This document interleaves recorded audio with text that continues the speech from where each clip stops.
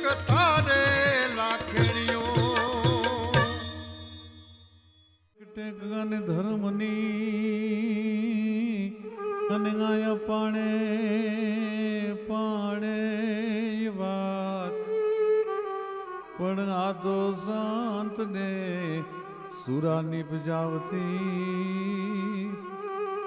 એ અમારી ધરતીની અમીરાત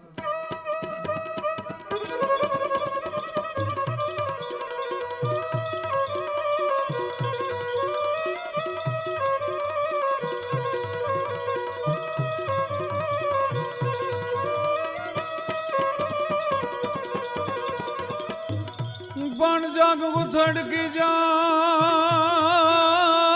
ગન જેના ઠરેલા મન થડકે જ નહીં એ જેવા જાણ ડગમવની માય એ ગમે દીઠા જો થોડાય દાદ કે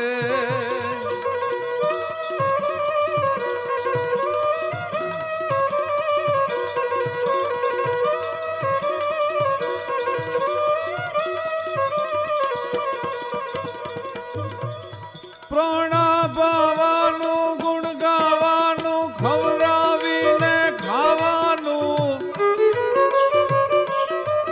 ઘોડે ચડવાનું મૂછે ગાનું ખવડાવીને ગાવાનું સુરવીરતાનું પ્રભુ કૃપાનું અનવીર થવાનું મહારથી વિધવા વરવાનું ન્યાના મર્દોનું કામ નથી ન્યાના મર્દોનું કામ નથી રે ન્યાના મર્દોનું કામ નથી સત્ય ઘટના પર આધારિત સમર્પણનો એક અદ્ભુત પ્રસંગ ઝવેરચંદ મેઘાણી નામનો વાણિયો રાષ્ટ્રીય શાયરનું જેને બિરુદ મહાત્મા ગાંધી આપેલું લેખક સઘળા લોકની ટાંકું તોળાણી પણ એમાં વધી તોલે વાણિયા તારી લેખણ મેઘાણી તારા કવિતા તણા બાપ અમે પીધેલા પાણી પછી લાખું સરોવર લાગિયા અમને મોળા મેઘાણી એની કલમે આલેખાણેલી ત્યાગ અને સમર્પણની એક અદ્ભુત ઘટના છે રાષ્ટ્રભક્ત કેવો હોય આશરો કેવો હોય એની બહુ મજાની વાત છે જુનાગઢના રાજની માથે રાનું પતન થયું સોલંકીઓનો વાવડો છે એ ફડાકા મીંડો મારવા સોમલદેવ પરમાર નામના રાણી પોતાના 6 મહિનાના કોરડાને ખોળામાં લઈ અને રાની વાહે પોતાને જવહર કરવા છે રાની પાછળ પોતાને સતી થવું છે પણ મારા 6 મહિનાના કોરડાને કોને હોપું કોણ બચાવે ક્યાં લઈ જાય માનો સ્વભાવ તો એવો છે ગળ્યા માંસ ગળે તોય આડે એવાયા કરે એવી માતા જાય મરે એને કેમ વિસરીએ કાગડા વાલબાઈ નામની પોતાની અંગત વડારણને દાસીને બોલાવી અને હોમલદેવ પરમાર નામના રાણીએ એટલું કીધું બેન વાલબાઈ જુનાગઢના દીવાને ઓલવવા ન દે એવો દુનિયામાં એક જ મહાપુરુષ છે અને મારો જીભનો માનેલો ભાઈ છે આડીદર બોડીદર ગામનો આયર દેવાયત બોદલ આયરનો આશરા ધર્મ વખણાય દુનિયા જાકારા દીએ અને રાખે ને ઘરમાં રાણ પણ એને માથા હાટે મૂલવે ઈ આયર ના એધાણ બાકી દુનિયા જાકારા દીએ અને કોઈ દી રાખે ને ઘરમાં રાણ એને માથા હાટે મૂલવે ઈ આયર ના એધાણ વાલબાઈ મારા કોરડાને તું હાડીદર બોડીદર ગામના હિમાડા સુધી મારા ભાઈના આંગણા સુધી જો તું પહોંચાડી આવી ને તો જુનાગઢ રાજનો દીવો બચી જાય હો કાંઈ વાંધો નહીં બા સાહેબ ચિંતા ન કરતા લાવો રાજના કુંવરને મારી પાસે ટૂંકમાં વાત કરો એ કુંવરડાને લઈ અને વાલબાઈ છે એ હાલતા થયા અને જુનાણાની બજારમાં પરોડીએ નીકળ્યા ત્યારે ભીમડા નામનો એક રખેહર કે હામો મળ્યો. વાલભાઈ, મેં એવું સાંભળ્યું કે આપણા જુનાગઢનું પતન થયું, સોલંકીઓનો વિજય થયો, સોલંકીઓનો નેજો આપણા જુનાગઢ રાજની માથે ચડ્યો અને તું અત્યારમાં બની ઠણીને ક્યાં હાલી? ઓરો હાય ભીમડા કાનમાં કહું, મારી પાસે આ જુનાગઢના રાજનો ઓલવાતો છેલ્લો દીવો છે. એક મારું કામ કરીશ ભાઈ? હું જુનાગઢની વડારણ છું, દાસી છું, એ દુનિયાને ખબર પડી જાય અને કદાચ મારી જડતી લઈને રાજનો કુંવર પકડાઈ જાય અને આપણા જુનાગઢના રાનો દીવો ઓલવાઈ જાય ભીમડા. પણ એક વાત, તું તો મેલું ઉપાડવા વાળો છો. તારા હુંડલામાં કુંવરને ઢબુરી અને આડીદર બોડીદરના હિમાડા સુધી તું જો મૂકવા આવ્યું ને તો જિંદગીભર તારો ઉપકારનો બદલો નહીં ભૂલું. અરે બેન, બાપ, જુનાગઢના રાજાના કુંવરને મારા માથડે ઉપાડી અને આડીદર બોડીદર ગામના સીમાડા સુધી પહોંચાડવો એ તો મારા માટે મોટું ભાગ કહેવાય. લાવ બેન, લાવી રાજના કુંવરને પોતે હુંડલાની માલપા કચરો આજુબાજુમાં નાખી અને કુંવરને ઢબુરી અને ભીમડા નામનો રખેહર એ હાલતો થયો. હાલતા હાલતા હાલતા હાલતા હાલતા આડીદર બોડીદર ગામનો સીમાડો આવ્યો. વાલબાઈ અને ભીમડો બે છુપા રસ્તે ગામના હિમાડામાં ભેળા થયા. લે બેન, બાપા તારા રાજના કુંવરને. અરે ખમા મારા વીર, બહુ મોટું કામ કર્યું. સોમલદે રાણીએ સતી થતા પહેલા જે નવલખો હાર વાલબાઈને ભેટ આપેલો એ હાર આજ ડોકમાંથી કાઢી અને વાલબાઈ ઈ ભીમડાને આપે છે કે લે બાપ, આ જુનાગઢના કુંવરને દીવાને બચાવવાનું આ વળતર આપું છું તને. અરે બોન, મારાથી વળતર ન લેવાય. વળતર લઉં ને રાજના કુંવરને બચાવવાનું તો મારા માટે સરગા પરના દરવાજા બંધ થઈ જાય. બેન, મારે વળતર ન લેવાનું હોય. અને વાલભાઈ આમ જરાક હાલતા થયા અને ભીમડાના મોઢામાંથી શબ્દ નીકળ્યા કે બેન, તારે મને કંઈક બદલામાં દેવું છે ને?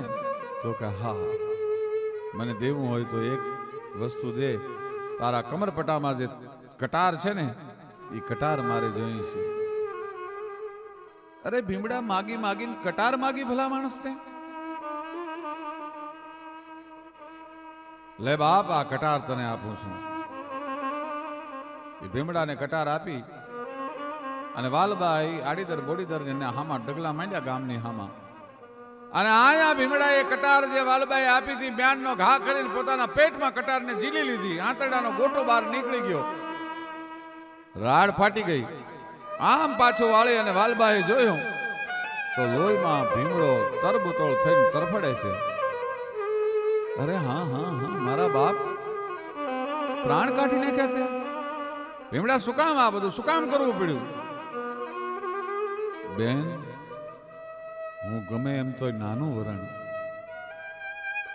મારા આંગણે મહેમાન આવ્યા હોય, લગ્નનો પ્રસંગ હોય, દેશી દારૂડો પીવાઈ ગયો હોય અને તેથી મારા વેવાઈને મૂછે તા દઈને હું એમ કહું જુનાગઢના રાને બચાવવા વાળો હું ભીમડો, અને એ કદાચ સોલંકીઓ સરદારને ખબર પડી જાય તો મારા રાજનો કુંવર ન બચે, મારા પેટમાં વાત ન ટકે. એટલા માટે બેન, મેં મારા રાજના દીવાને બચાવવા માટે થઈને મેં મારા પેટમાંથી પ્રાણને કાઢી નાખ્યા છે. મેં મારા પંડમાંથી પ્રાણ પંખેરી ઉડાડી દીધા છે.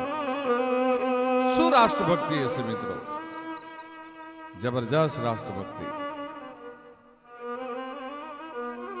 આડીદર બોડીદર ગામના પાદરમાં આવી અને વાલબાઈએ દેવાયત બોદલ નામના આયરનો આંગણું પૂછ્યું. પણ જુનાગઢની વડારને ઓળખતા દેવાયત બોદલને વાર ન લાગી, કારણ કે અવારનવાર જુનાગઢના રાની કચેરીમાં જાતા હોય. કોમલદે પરમારને બેન કહેતા, અરે વાલબાઈ, તું અટાણે શું કામ આવી? ભાઈ, તમને તો ખબર છે આપણા રાનું પતન થયું અને સોલંકીઓનો નેજો છે એ જુનાગઢની માથે ચડી ગયો. પણ મરતી વખતે હોમલદે પરમાર આ 6 મહિનાના કુંવરડા નવઘણને તમારા આંગણા સુધી પહોંચાડવાનું મને જવાબદારી સોંપી હતી. અને એણે એમ કીધું હતું કે મારા ભાઈ દેવાયત બોદલને કહેજો કે પાછો 9-22 વર્ષનો થાય ત્યારે જુનાગઢનો ગાદીપતિ એને બનાવ્યો. અરે ખમા ખમા ખમા મુરલીધર મહારાજની જાજી ખમા મારા નવ હોરઠના સરદારને ઘણી ખમા બાપ લાવો. એ કુંવરડાને તેડી લીધો. આયરાણી જાહલને ધવરાવતા હતા, જાહલને દૂધના ઘૂંટડા ભરાવતા હતા, પૈપાન કરાવતા હતા. એની પાસે જઈ અને સજુબાઈ નામની આયરાણી દેવાયત બોદલે એટલું કીધું, લ્યો આયરાણી, હા તમારે ઉગો અને જાહલ બે નાના છોરું છે, આ ત્રીજું છોરું આ જુનાગઢનો દીવો છે, જોજો હો એને ઉજેરવામાં એને ઉછેરવામાં ડાબી જમણી આંખનો તફાવત ન રહેવા દેતા. ટૂંકમાં વાત કરું, 11 વર્ષ એની માથેથી નીકળી ગયા ભાઈ. 11 વર્ષની વાતની માથેથી વયા ગયા. અને એમાં કોકે સોલંકીઓને જઈને ખબર દીધી કે તમે દેવાયત પટેલ દેવાયત પટેલ દેવાયત પટેલ બહુ ઈ જમાનામાં માણસને પટેલનો ઇલકાબ આપવામાં આવતો. હતા તો આયર, પણ તમે બહુ દેવાયત પટેલના વખાણ કરો છો. પણ તમારો દેવાયત પટેલ તો તમારા દુશ્મનને ઉછેરીને મોટો કરે છે. બોલાવો દેવાયત પટેલને. દેવાયત પટેલને બોલાવવામાં આવ્યો ભાઈ. પણ ગિરનારનું એકાદું ટૂંક જુદું પડીને જેમ આવતું હોય એમ ડગલા માંડતો માંડતો માંડતો આયર કચેરીમાં દાખલ થયો. સોલંકીના સરદારને જોહાર કરી અને મળ્યા. દેવાયત બોદલ, મેં એવું સાંભળ્યું છે કે તમે જુનાગઢના રાજના કુંવરને ઉછેરીને મોટો કરો છો. હા બાપુ, મોટો કરું છું. તમને ખબર છે તમે સોલંકીઓની હારે વેર બાંધ્યું છે? અરે મારા બાપ, હું ગામધણી ઘરધણી આયર અને મને સોલંકીઓની હારેના વેર પોહાય? આ તો મારે 22 વર્ષનો જુવાન થાય એટલે તમારા હાથમાં હોંપી દેવા હાટું થઈને હું મોટો એને કરતો હતો, હું એને ઉજેરતો હતો. કે દેવાયત બોદલ, હવે એને 22 વર્ષનો ન થવા દેવાય. તમે અહીંયા કચેરીમાં બેહો અને આયરાણીને ચિઠ્ઠી લખો અને નવગઢને બોલાવી લ્યો. અને સાહેબ ધ્રુજતા હાથે આયરે હાથમાં કલમ લઈ અને કાગળ લખવા બેઠો. આયરાણીને માલુમ થાય આપણા આંગણે જુનાગઢનો કુંવર ઉછરે છે. એને નવા લુગડા પહેરાવી, એને હણગાર સજાવી, ઘરેણા પહેરાવી તૈયાર કરી અને આવનાર સોલંકીઓના અસવારો સાથે જુનાગઢ મોકલી દેજો. પણ કૌંસમાં તાજા કલમ કરીને જે લખે એમાં તા ક કરી અને દેવાયત બોદલે લખ્યું, આયરાણી રા રખતી વાત કરજે. એ રા રખતી વાત કરજે હોરઠની ભાષામાં સમજી ન શકે. સોલંકીઓના સરદારો છે એ જુનાગઢ આવી અને સોલંકીઓનો કાગળ લઈ અને ઘોડીની માથે સવાર થઈ અને આડીદર ગભોડીદર ગામના દેવાયત બોદલની ડેલીએ આવીને હાકલ દીધી. આયરાણીના હાથમાં આમ કરીને આમ કાગળ જે મૂક્યો, આયરાણી કાગળ વાંચે બેઠા. પણ વાંચવાની શરૂઆત કરી. આયરાણીને માલુમ થાય કે આપણા આંગણે રાજનો કુંવર ઉછરે છે, એને તૈયાર કરી શણગાર સજાવી નવા ઘરેણા પહેરાવીને મોકલી દેજો. અને આયરાણી મનમાં હલબલી ગઈ. આયર ખૂટી ગયો? આયરને ખૂટામણ હુજ્યું? શું કામ આવું લખ્યું છે? એટલા માટે હોરઠની કન્યાઓ એમ કે ચૂડો પહેરું ઈણરો, ઝીણરી અખિયા લાલ, પછી ભલે ને ઘડીક જ રહું સોહાગણી, પણ મારો મનખો આખો ન્યાલ. પોતાનો દીકરો ઉગો અને નવઘણ બે રમે છે. એમાં આજ ઉગાને બોલાવીને નવરાવા બેઠા આયરાણી. નવરાવીને આંજણા જ્યું, નવા લુગડા પહેરાવ્યા. નવઘણ બાજુમાં જઈને આયરાણી એટલું કહે છે, માં ભૈલાને તે નવા લુગડા પહેરાવ્યા, મને હું કામ નથી પહેરાવતી? માં ભાઈને તે માથામાં તેલ હીંચી દીધું, મને હું કામ નથી તેલ નાખી દેતી? માં, ભૈલાને ઘરેણા પહેરાવ્યા, મને કેમ નથી ઘરેણા પહેરાવતી? અને આયરાણી ધક્કો દઈ અને પોતાના દીકરાને તૈયાર કરતી વખતે નવઘણને ધક્કો દઈ અને આયરાણી મનમાં કહે છે કે બાપ, ઈ તો તું 22 વર્ષનો થાઈશ ને તેથી ખબર પડશે કે આજ મેં શું કામ મારા દીકરાને એકલાને તૈયાર કર્યો છે. ભાઈ, આ દેશની જનતાઓ છે મોતના મોઢામાં મોકલવા, એક આશરા ધર્મને પાળવા માટે પોતાના દીકરાને તૈયાર કરી અને નવઘણને આજ આગો હડસેલે છે. તૈયાર કરી છેલ્લી વારની 2 ચૂમીઓ લઈ લીધી. ખમા બાપ,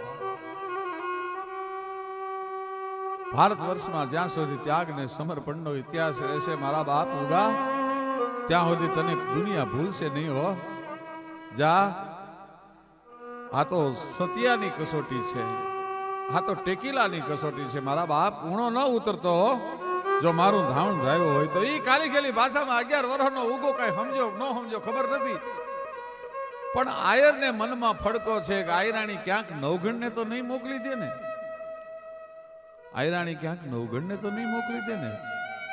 પણ ત્યાં સિપાહીઓ હાજર થયા, સોલંકીઓના નામ કરીને આમ જ્યાં કચેરીમાં દાખલ થયા અને આમ પોતાના દીકરાને ઉગાને શણગારીને તૈયાર થયેલો આવેલો જોયો, ત્યાં તો પરહના પલ્લા મીંડા છૂટવા, અકલવંત નારી ની વાત કોઈ ઉતરે, તવડ મારો ધણી મૂછ તાણે ભાયો. પરહના પલ્લા મીંડા છૂટવા, સાબાસ આયરાણી, સાબાસ આયરાણી, સાબાસ આયરાણી. હૈયાની માલપાથી એમ કહેવાય છે મોજના તોરા મીંડા છૂટવા. દેવાય બોદલ ભાળે એમ પોતાના દીકરાનું માથું સોલંકીએ વાઢી લીધું, માથું ઉતારી લીધું. પણ તોય કાળમીંડ પથ્થરમાંથી બનાવ્યો હોય એવો દેવાય બોદલ થડક્યો નહીં, રોયો નહીં.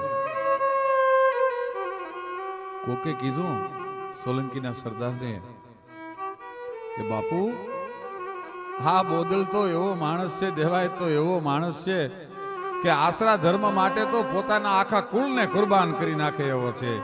હા, નવઘણ નથી મર્યો, આ તો એનો દીકરો મર્યો છે.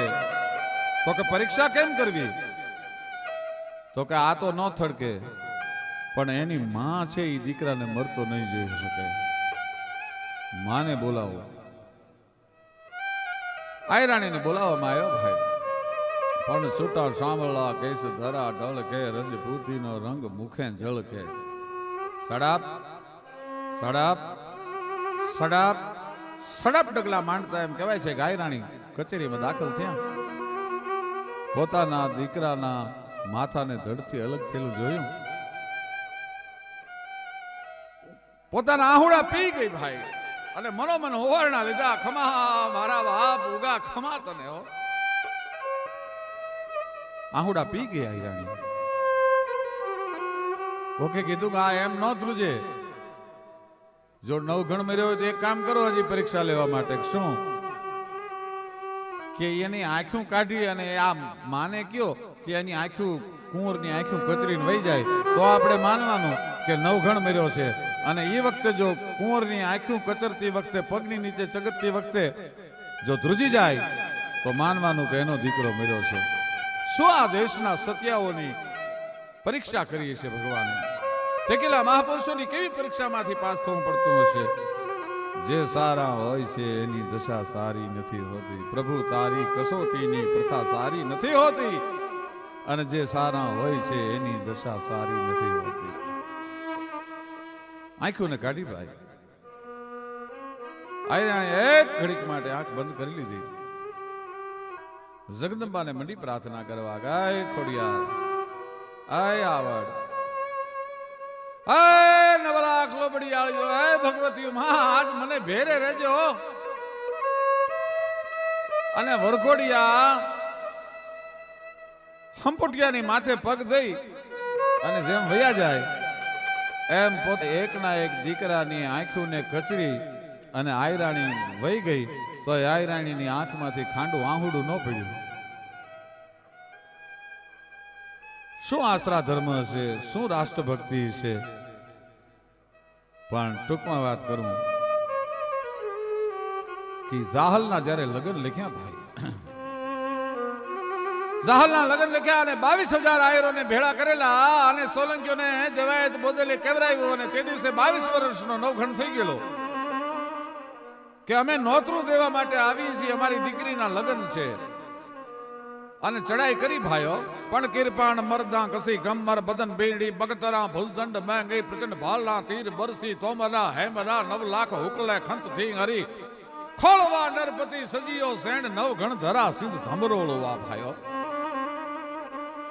જુનાગઢની માથે ચડાઈ કરી, સોલંકીઓનું પતન કરી અને નવગણને દેવાયત બોદલે રાજ તિલક કર્યું. એ ખબર અહીંયા પોતાનો દીકરો જે વધેરી નાખ્યો છે એ દેવાયત બોદલની પત્ની આયરાણી આઈ જસુબાઈને ખબર પડ્યા અને આઈ જસુબાઈએ કીધું કે બાપ હવે મારો પટારો ઉઘાડો. કાં માં શું કામ? કે મારે મારા કાળા લુગડા લાવો. પણ કે દીકરીના લગ્ન છે ને મારી કાળા લુગડાને શું કરશો? કે 18 વર્ષથી મારા દીકરાના હૈયાના માલપા એના હોગને હંગરીને હું બેઠી છું. આજ મારે ઉગાના મરસિયા ગાવા છે, મારા ઘર કાળા લુગડા લાવો. અને નવખંડ જેથી ગાદીપતિ બન્યો, જાહલના લગ્ન વખતે આયરાણી લગ્ન ગીત ગાય, એને બદલે પોતાના દીકરાના હૈયામાં હંગરી રાખેલા હોગને પ્રગટ કરવા મરસિયા ઉપાડ્યા ભાઈ. પણ ઉગા તું તો ઉગ્યો, અરે મારે ઉગી નાથુનિયો. આય ઉગા, મારા કુળમાં તું ઉગી નીકળ્યો બાપ. તું તો હુરજની જેમ આખા વિશ્વમાં ઝળકી ઉઠ્યો. ઉગા તું તો ઉગીયો, પણ બાપ મારે તું તો ઉગીને આથમ્યો, તું તો આથમી ગયો મારા માટે. પોતાના પંડના દીકરાને મારી અને રાજ ધર્મ બચાવવા માટે, આશરા ધર્મ બચાવવા માટે થઈ અને જે પોતાના દીકરાની આહુતિઓ આપી દે, આવા પુરુષો જે ધરતીમાં જન્મે એના માટે કહેવાય એ ધન્ય ધરાસો રટપલી અમણી જ રતન પાક તાંગાવા, રતન પાક તાંગાવા.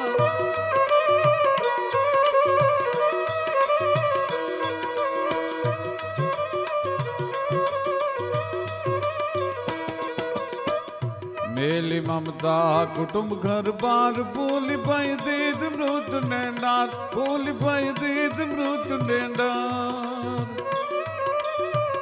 મેલી મમતા કુટુંબ ઘર બાર ભૂલી ભાઈ દીદ મૃત નેંડાર, ભૂલી ભાઈ દીદ મૃત નેંડાર.